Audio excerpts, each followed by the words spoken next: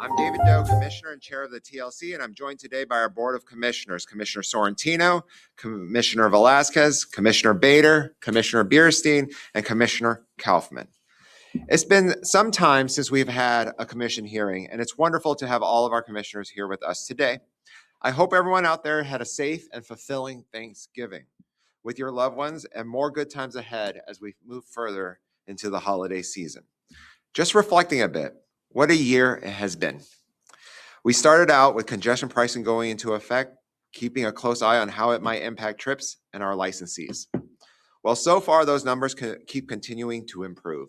With October, taxi trips were up 15% compared to the same period last year, and high volume for hire trips are up 6%. We passed a record number of rules designed to increase and improve accessibility. From restructuring the Taxi Improvement Fund to reducing wait times for wheelchair accessible vehicles to the accessible e-hail to launching accessible taxi loan assistance program, providing affordable and low interest loans to individual drivers so that they can get a wheelchair accessible vehicle. All that rulemaking saw us make history in June when our active fleet crossed a 50% accessibility line. We are now at 55% of active taxis being wheelchair accessible, a number that continues to rise. We also saw the launch of interior advertising rules increasing Vision Zero education and compliance, rules designed to reduce insurance costs, and of course, our rule package back in September that not only increased the minimum pay for hire drivers, but also increased protections against unfair and unnecessary lockouts. Those are just the highlights. As we close out the year, I just want to thank my fellow commissioners for their partnership on these efforts, as well as our industry stakeholders and of course, our teams here at the TLC. Without you all, we could have not had our successes in the past year. Before we begin today's meeting, I want to hand it over to Cheryl. I have one more safety-related announcement for our riding public and our TLC licensees. We have recently seen reports of yellow and green cab passengers being asked to use a Square device in their trips. This is a reminder for our drivers that it's illegal to use these types of devices, like Square or NFC devices, readers, for paying trips in New York City. Credit card payments must be made through the rideshare app or the reader attached to the cab. If a driver is asking you to use a Square device, the meter is not running, and that trip is off the books, which also means that it's unlicensed and unsafe. We depend on the public to report issues like this by calling 311 or reporting it through the 311 website and following up with a phone call when it comes time to get more information about that complaint. It's very difficult for us to hold bad actors accountable without the help of the public. And I want to thank all the folks out there who have been reporting this and cooperating with our prosecution teams. This is how we can work together to keep our city's taxi fleet and for-hire fleet safe and well-regulated. I will now go to our General Counsel, Cheryl Ludo, to take us through today's agenda. Good morning. Commissioners, the first item before you on the agenda is the minutes from September 17th, our last commission meeting. I will now call a vote to adopt those minutes. All in favor of adopting the minutes, please raise your hand. Thank you. The vote's unanimous. I will now call on our Director for Base and Business Services, Fabian Cancel, to present the base license applications.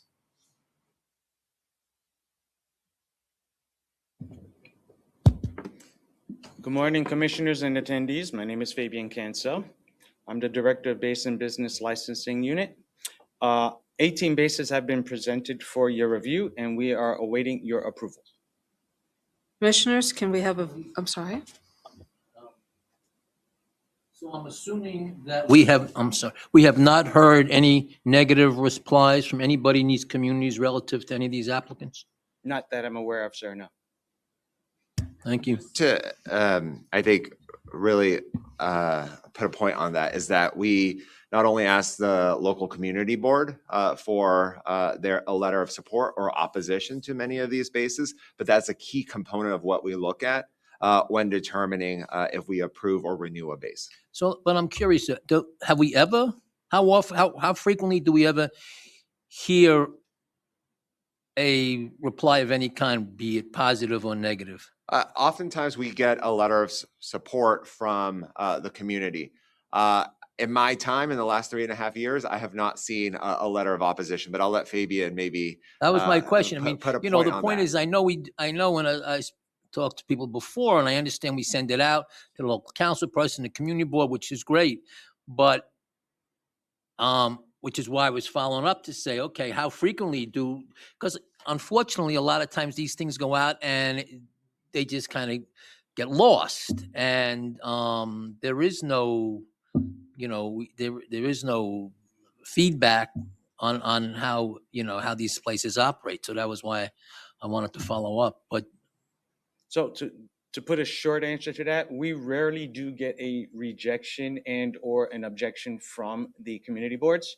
However, if it does in fact ever come through, we do investigate, we follow up, and we make certain that we are addressing the concerns that are being brought to our attention. Honestly, in the time that I have worked with the Basin Business team, it's very rare. so I also noticed that sometimes there are multiple entities that operate out of the same address. What is explain that to me. What's the reason?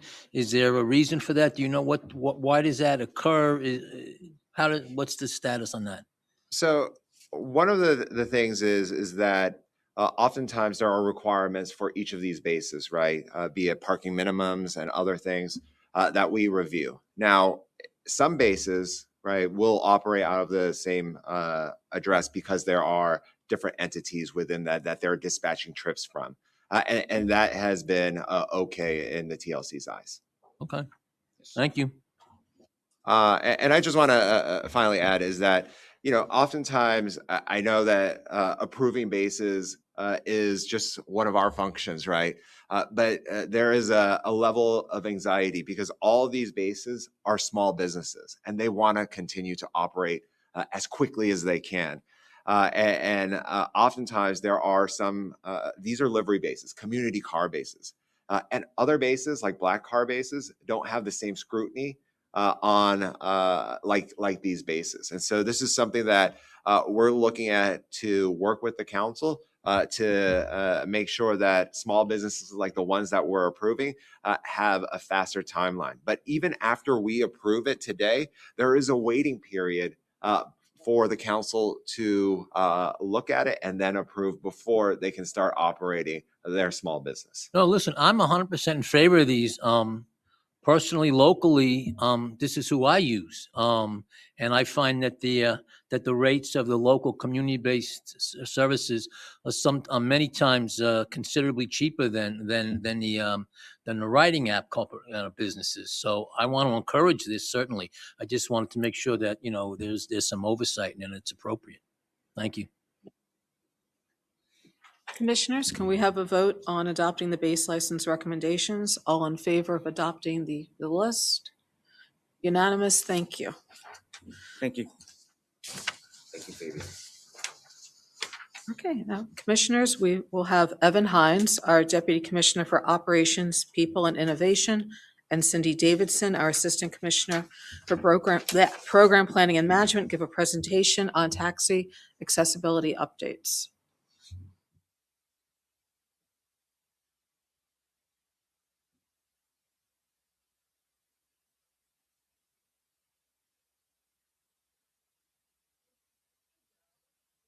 Thank you, Commissioner.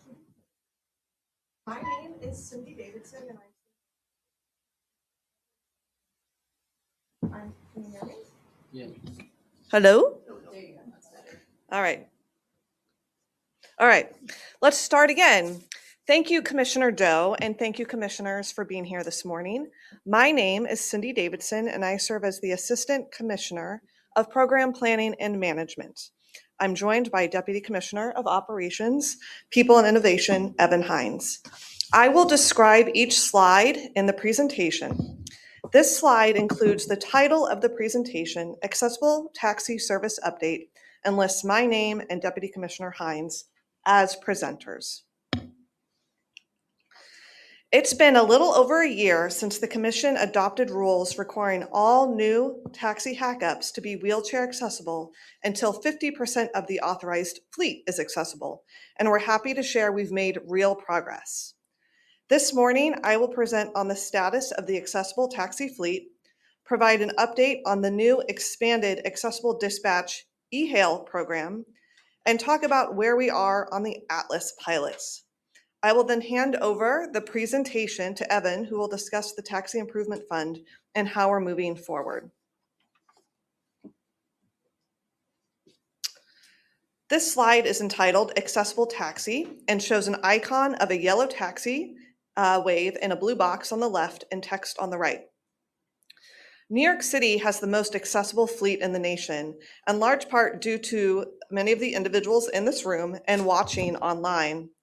Back in 2013, there were a little over 200 accessible taxis on the road, and accessible dispatch was originally started to make it possible for customers to request a wheelchair accessible taxi to pick them up at no extra cost.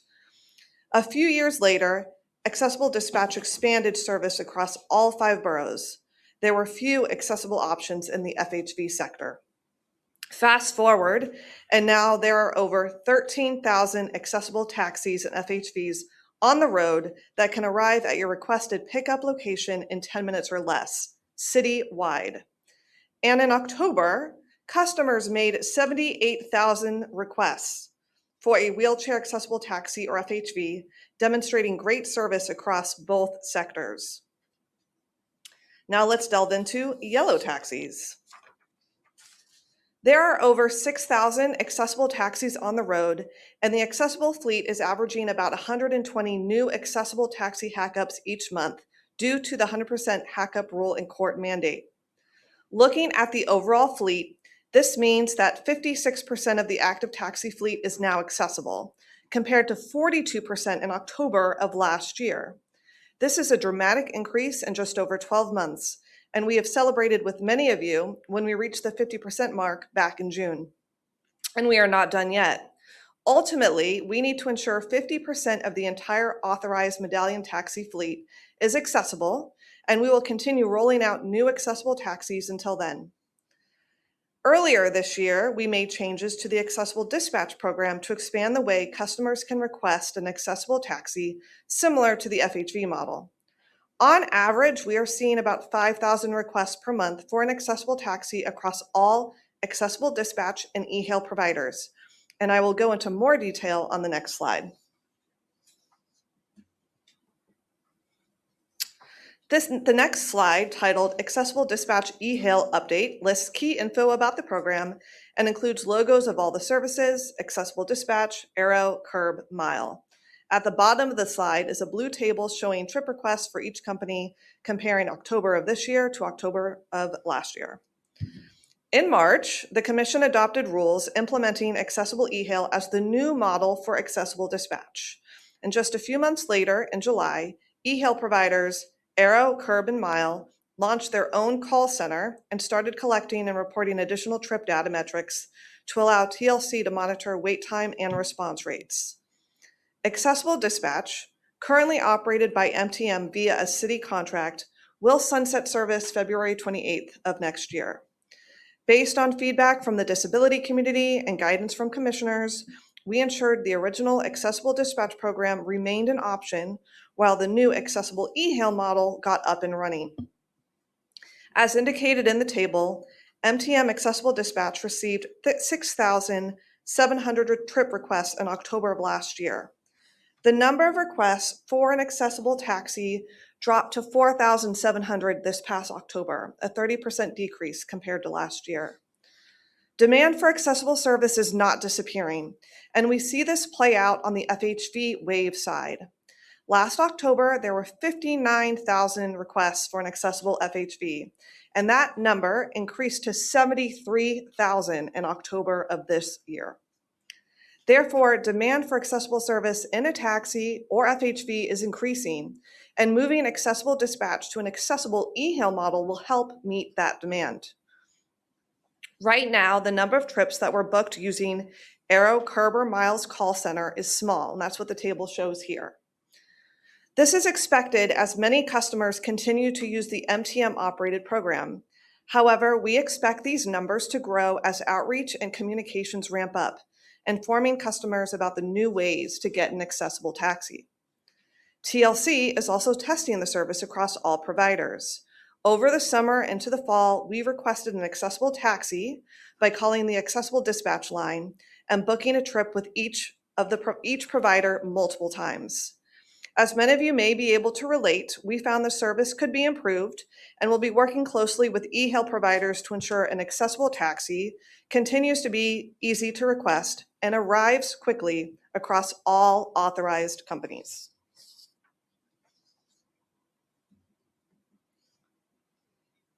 The next slide is titled Atlas Pilot Update and includes a summary of the program and key data points listed in three blue boxes at the bottom of the slide. In the next slide, I want to highlight where we are on the Atlas pilot. But first, I want to thank you all for voting on this pivotal program to help small medallion owners purchase an accessible taxi. Atlas, or the Accessible Loan Assistance Service, is a joint effort between the TLC, the New York Taxi Workers Alliance, the Disability Opportunity Fund, Empire State Development, and Toyota. Atlas is a public-private partnership that offers a low-cost vehicle loan for purchasing an accessible taxi by offering the $30,000 TIF grant upfront. This brings down the cost of an accessible taxi by ensuring lower monthly payments and low interest rates through financing with the Disability Opportunity Fund. So far, Atlas has helped 8 owners purchase an accessible Toyota Sienna, and 68 more owners are in the pipeline. We expect 100 owners to participate in the pilot and see the amount of grants dispersed to grow from 180,000 and into the millions. We've been working with NYTWA and the Disability Opportunity Fund to streamline the application process and have already identified some quick wins to make it faster. Based on their feedback, TLC will set up a new TIF enrollment process for Atlas participants by the end of this year. In addition, we plan to replace the mail-in TIF enrollment process with an online application by Q2 of 2026 or next year. These changes will not only help Atlas pilot participants, but the industry as a whole by making the TIF enrollment process easier and more transparent. These changes to the TIF enrollment process will support small businesses, small business medallion owners, and larger fleet operators. Thank you, and this concludes my section of the presentation. I will now pass it on to Deputy Commissioner Evan Hines, who will review the recent changes to the Taxi Improvement Fund and the impacts to the overall program. Cindy, if you could just stay, I think we have a couple questions Sure. for your portion. Hi, Cindy. Thank you so much. Appreciate that. Can we go back to slide 3? So you said that the city contract with MTM is expiring the 28th, February Yes. 28th and 26th, and that you guys have been doing outreach and communication. Could you talk a little bit about what that looks like, and how you guys are doing that? Because it's a very short amount of time, and they're still booking a lot of requests. Yes, really good question. So both MTM and the TLC will be doing outreach to drivers and both to customers. So the idea is that we wanted to start out with kind of a lighter touch in the beginning, and then come January, really kind of ramp up our outreach by MTM's going to help us out with that. We'll be sending out emails, text messages. We're looking at the frequent users of Accessible Dispatch, plan on calling them or reaching out to them directly and making sure that they're aware of the changes that are coming. So those are kind of the area or the ways that we'll be doing outreach in the future. We had to kind of balance informing everybody. So with also letting them know that they still had time to do it. And then as the due date or the sunset date comes along, ramping up our outreach accordingly. We've also updated our website, so the information is all there. And we'll be making some changes to the IVR system. And again, working in concert with MTM to let folks know that the program is ending and these other options will be available. Okay, and thank you. And then just a follow-up question. You mentioned that you guys are putting the application process for Atlas to an online, right? You're replacing the paper process. Are you going to keep an paper option just in case people might need it? So with we're looking at the TIF enrollment process specifically. So that is of the Atlas application. The first part of the process is medallion owners will basically submit an online form to us saying that they're interested in the program. We then look at their ownership to ensure that they only own one medallion and and no other principals around that medallion. Then we transfer to the TIF team and the enrollment process. What is different with Atlas compared to regular TIF program is that usually medallion owners have 6 months after the hack update to enroll in TIF. With Atlas, everything happens up front. So today you print out a form, you fill out your information, you mail it to a lockbox in Boston, Bank of America keys the information in, and then our systems are updated. So what we're trying to do is basically kind of allow the Atlas owners to email their TIF enrollment form to the TLC, and we will be keying that information in so we can kind of expedite that process. And we think that we can handle that with a smaller population. And then ultimately, we'll be moving towards an online platform for all of the medallion owners in TIF program. Okay. Is there anything? Yeah, so I just want to highlight that point more broadly. This is a significant change, and we're making news here today with this. Is that the TIF enrollment process has been such a bureaucratic, dive, and that we're making big changes to this. By the second quarter of next year, you don't have to mail a paper application to somewhere in Massachusetts. Now you're going to be able to put it into a form and submit it directly. Oftentimes that paper version is lost in the mail. We were then having to wait for Bank of America to transcribe it and then send it back to us. This is a more efficient way of doing this type of work, and it will make the TIF team's life a little bit better. But in addition to that, for Atlas participants, right, we've seen that something that should have closed in 30 days was taking 90 plus days. And so we work with the New York Taxi Workers Alliance, the Disability Opportunity Fund, to analyze each step of the way. And what we found is that there are a lot of efficiencies that the TLC could do, and we are implementing. First and foremost, for Atlas participants, immediately, they're able to then submit the application directly to Cindy and her team so that there could be a little bit more fast track within that process so that we can go to the loan process and cut it down to 30 days, hopefully, and make sure that we close another 92 loans sooner rather than later. But these 8 loans took a while. And I know that the community really wanted to get that money out so that we could then put more money into the program and get more drivers through it. And so I'm very excited and proud of the TIF team, of the Accessible Dispatch team, and of the programs team for their work in making sure that we are overall more efficient. I don't know if Cindy, you have anything to add to that? Nope, I think you covered it. Okay. Thank you. And I would just want to, one more point, is that this is an $8 million program. And I want to highlight a couple of thank yous, right? I know that you've already said thank you to the New York Taxi Workers Alliance, the Disability Opportunity Fund, and the Empire State Development and Toyota. But, oftentimes partnerships with our sister agencies, our state agencies, are hard to come by. But when I reached out to the Empire State Development Corporation, they immediately put this into high gear and said, yes, we're going to find $5 million to leverage your $3 million of TIF funds so that we can get low interest loans out to drivers. And now we can see that at least 100 small businesses are going to be able to afford these vehicles so that they can get on the road faster. And so just that is the picture of this program. But anything else to add? Commissioner Kaufman? Thank you. It's great to see all of the fantastic work you and your team are doing. I I was a little focused on slide 2, talking about 1.8 million trips per month. I thought that was really interesting.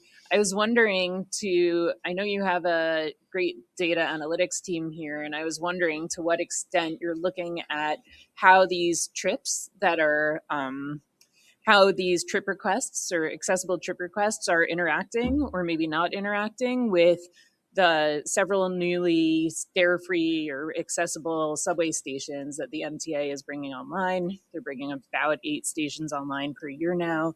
And I'm wondering if there's a way to analyze how closely these trips align with or are no longer requested near newly accessible stations to see if there's any interaction, and then also to help incentivize drivers of these wheelchair accessible vehicles to be available near stations where elevators are down, which obviously happens. Is there a way to do this?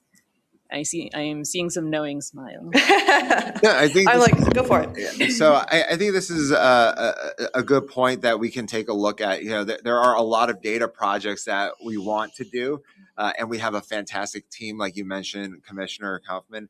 But oftentimes we can't do everything. But this is one of those great ideas that I want to leverage your knowledge and your expertise in the transportation realm. And see how we can do that crossover. And so that is a very valid point. And I'll take it back to the team so that we can examine them. Because, these data points are not only important for the TLC industry, but the broader transportation ecosystem in New York. And so that's a valid point. Do you have anything to add? Do No, you, excuse me, so are you aware, because I'm asking you, whether or not if one goes on the MTA website, they will tell you where the elevators are working at these stations? Is that available on their website for people to Yeah, use? there is a real-time data feed. There is a website and a real-time data feed that powers the back end of apps. And so people know, but there is a delay in when the elevator is down and when the notification goes out. So it might not be in today's world of technology that's distant from my world, that there might be a way for any vehicle to get, which is what you want to know, to get an alert that the elevator is down, on X, Y, and Z stations, right? That'd be awesome. We could Yeah, make that, and it should not be that hard, even though I have no idea how it would be done. It's definitely. Yeah, I mean, feasible. look, I think Commissioner Kaufman knows this, but there is a data standard that is shared from the MTA with a variety of different types of apps, right? And so then they leverage the data from the MTA so that you can get to your destination a little bit more efficiently. And so hopefully we can then now leverage this data, right? Be it elevator outages or just not working for a weekend because of track repair or otherwise, and get people with disabilities to where they need to go. But I know that when I use any app to get onto the subway so that I could get to, let's say, Queens for whatever I need to do, right? It tells me that maybe the 7 is not working between Metsfield and Flushing. And so I have to take the T321 bus or another shuttle bus. And so that tells me right in the app. And so, we should definitely leverage what works with that data, and then make sure that the accessibility community can also leverage that.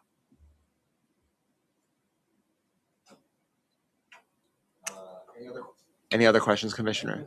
Thank you. I have one more question, actually, because I just wanted to highlight a point on slide 3, and that is, and I know you said this, but I want to take a deeper dive. Is that why has accessible dispatch trips in MTM decrease year over year from 6,700 to 4,700? And I know the answer, but I just want the community and the TLC industry to know that answer too. Okay. So I think what I always like looking at, when accessible dispatch used to be the only reliable service, right, that you could use, but it was still limited. I think at its peak, it did 9,000 trips a month, and that was in May of 2019. We've settled into 5,000 trips a month, but we are seeing those numbers go down. However, when we look at the FHV sector, which didn't used to have service, right?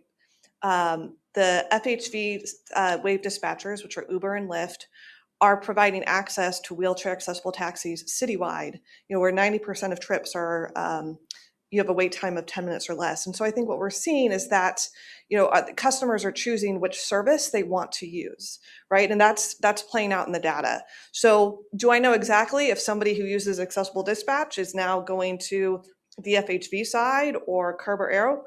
No, I don't have that information. Like, I don't know specific stats there, but based on what I'm seeing in the data, I think that kind of plays out and supports that overall. And I think the goal of the Taxi Limousine Commission is to provide options and provide access across the city. And that's what we've done and accomplished in these last 10 years. And so again, just to put a finer point on that, is that since 2021, there has been 7,000 more wheelchair accessible vehicles in New York City. And so today, there is more choice than ever before. And I know Jean, who's in our audience today, she likes choice, and she likes to use the app so that it can get her to her destination because she lives in Brooklyn. Right. And sometimes that choice is not a yellow taxi, but Uber or Lyft that can get her a trip because of our rules 90% of the time within 10 minutes or less. And I know that oftentimes there are still some service concerns, and we have been working with the Taxis for All campaign with Jean herself to improve service holistically across the entire city.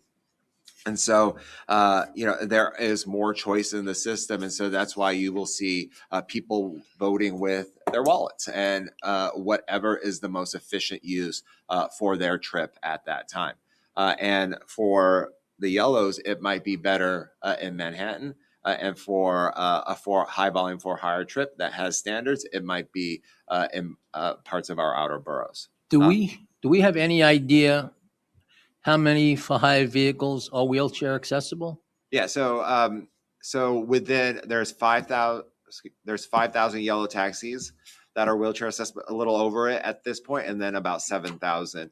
And if I could have an opportunity to put in a plug for the TLC policy and data team, is that a fact book that they have created, a live version that is updated on a regular basis, is available on our TLC website that shows the number of accessible vehicles in the entire universe of TLC vehicles. But more than that, it also shows a bunch of different types of vehicles, including black car vehicles, yellow taxis, commuter vans, et cetera. And so if the community has a chance, go onto the TLC website, Google TLC fact book so that you can learn more about the fleet. Within there, it also shows our success on the Green Rise initiative, which is by 2030 getting to 100% electric or accessible by 2030. And then also many other data points, including utilization rates and other things that you can find out about. And one final just point, going back to Commissioner Velasquez's point on number 3, is that we, when we voted earlier this year on changing accessible dispatch and the TIF, part of it was that we were going to end the MTM contract in the summer, right? And then, with your work and with the community's work, we put a longer runway so that we had more time. And I thank you for that, because we've learned a lot and we know that we need to continue to work on Accessible Dispatch 2.0 to make it work for our disability community. And so we have a lot of work to do over the next 3 months, and we will continue to make sure that our advocates, that our users, and the community knows that this is transitioning. And so thank you for that work. Okay. Good work, thank you. Thank you. Good morning. I'm Evan Hines, Deputy Commissioner for Operations, People, and Innovation. This first slide it's a slide titled TIF Changes Recap. with several bulleted sections with phrases. First, the former, just to remind everyone, the former program model would not be sustainable based on the court order of 100% waive hackups. We would have seen large increases in funding needs across every grant category: hackups, ongoing operational payments, and driver payments. When I came here in January, I explained that our forecasts showed driver payments ballooning from $11 million to $26 million annually. That's 72% of forecasted TIF revenue for that period. Operational payments would have skyrocketed from $15 million to $27 million. We needed to come up with a fully self-funded program that still incentivized owners and the TLC to get waves on the street and keep them on the street. So maintaining a substantial hackup grant was necessary. The new sustainable program, it increased the payment for hackups to $20,000. We were able to do that because of the next bullet there. We reduced and capped quarterly operational payments to $625 a quarter from $1,000 a quarter.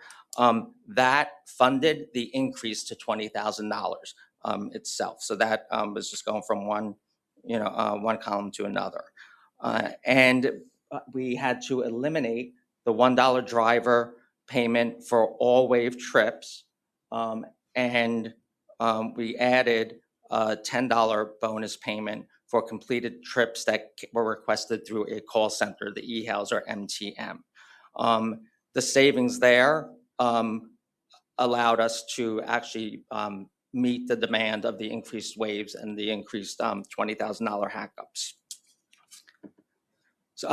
Thanks to all of you for approving these changes in the spring. I'm happy to report that the changes have met its objectives.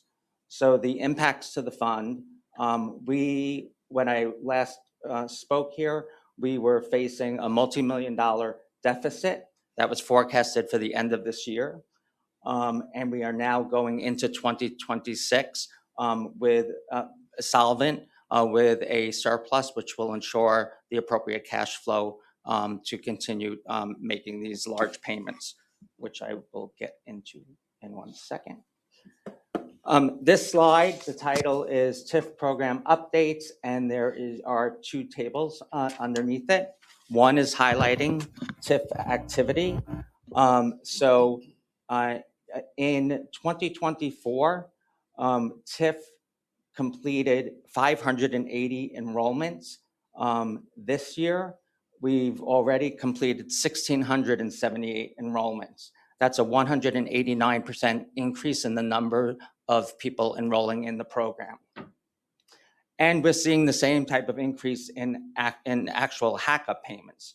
In 2024, for the year, there were 476 hackup payments made.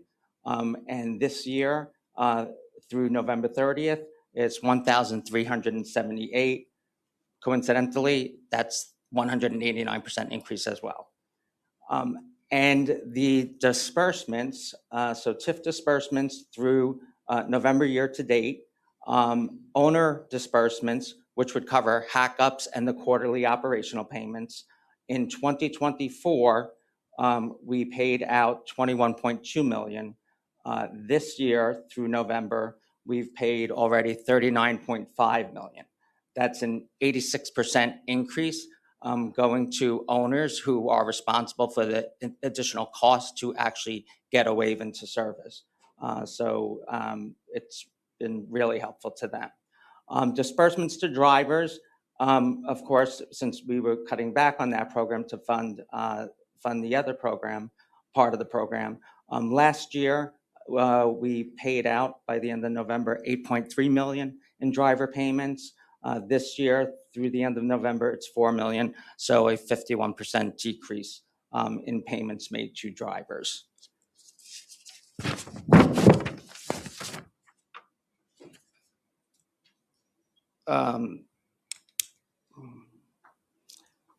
The increase in the disbursements is due to the, besides the volume, it's obviously, we're giving $20,000 up front, so from the 14,000, but it is due to the huge increase, almost triple the amount of vehicles that are being hacked up. So more people are getting more funds. Any questions? Can I ask, I'm sorry, and the decrease for the drivers, that would be because we're not doing the dollar anymore? We're not doing the Yeah, I dollar. just wanted to So, clarify. so Okay. what, right, we're not doing the dollar, which was for every trip, no matter who Right. they picked up. So we're doing a $10 trip bonus per trip completed that comes through a call center, because that's actively somebody who's calling to ask for a waive. So we're hoping that it's someone who actually needs that waive. Not just, I took a waive here this morning, I didn't need it. But people in the past would be getting a bonus for that. Got it. Thank you. I just have a question on your math to understand. Mm-hmm. When you have the change at 189%, why do you use that number rather than 289%? I'm just kind of curious as to why. The increase is 189. I mean, it's more than 2.5 times. It went up 2.5 times, so I'm just We could. I'm just curious Yeah. as to, Yeah, I'm the just way an I do my old-fashioned math. numbers guy. That I yeah, understand. we I need to do my check the math, math. the current volume compared to the previous period, and then subtract 1 to give you the change. And that comes out to 189. Is the change. It's a little more impressive if it's greater because it's been a tremendous increase, which is I'll take the wonderful. 289. Thank you. I just I'll update I mean, it. it just looks better for Thank for you. everybody yeah. Yeah. Okay. It looks great either way, Either way. but I'm happy to change them. I'm just curious if there was a reasoning behind that. In any case, right, either 189% or 289%, Tremendous. it is because of this commission's work last September, where we said, hey, we need to meet that Right. that 50% mark. It's great. It's been 10 years. It's been over a decade. We made a promise, and we need to commit to that promise. And I know that there is some frustration from the industry, but what we did was the right thing Definitely. to improve accessible service across all 5 boroughs. And so whatever that number is, we know we did something amazing. All right, and I hope all of you feel, I know we had several meetings to go over, several briefings to go over what the program would look like, what the changes would mean, and that your thanks for the confidence to actually approve it. And hopefully the numbers speak for itself, that you're glad with the decision that was made. I just had a question, speaking of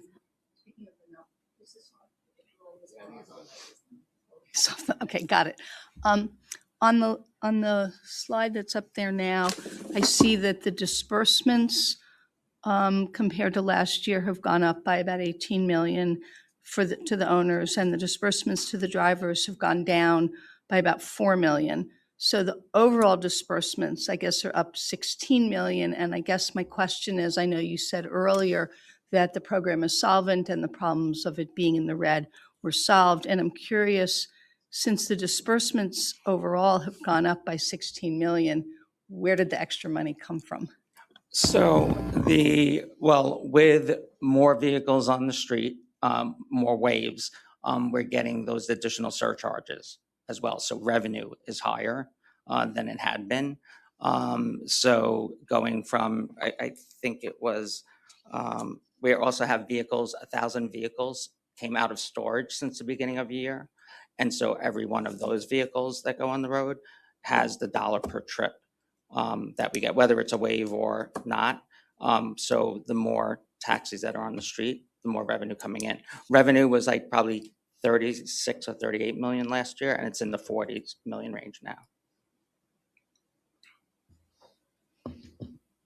This is somewhat tangential to to your presentation, which is great to see. In the past, I had asked about this. I was wondering if there had been any progress on speaking with vehicle manufacturers about an electric WAV vehicle. And I was wondering if there's been any Could I progress. have Cindy come back up to talk a little bit about Good question. your time with Bronability and the manufacturers and what you're anticipating into the future? Yes. So Ruben Varghese and I, Assistant Commissioner of Safety and Emissions, we actually went out to the Bronability headquarters. We visited their R&D center and their manufacturing plant about 2 weeks ago to hear about like what they were doing. And an electric WAV is definitely something that they're looking into and considering. It was really interesting to hear when we met with them. You know, they have a direct relationship with the OEMs, with Toyota and some of the other companies, and start working with them very early on before we even see one of these vehicles, on the road, in order to start designing and engineering what goes into making this a safe, accessible vehicle, taking all the systems out and putting them all back in. And so we are going to be continuing those conversations with Bronability. And we'd love to be able to visit some of the other converters as well to kind of see what is on their horizon.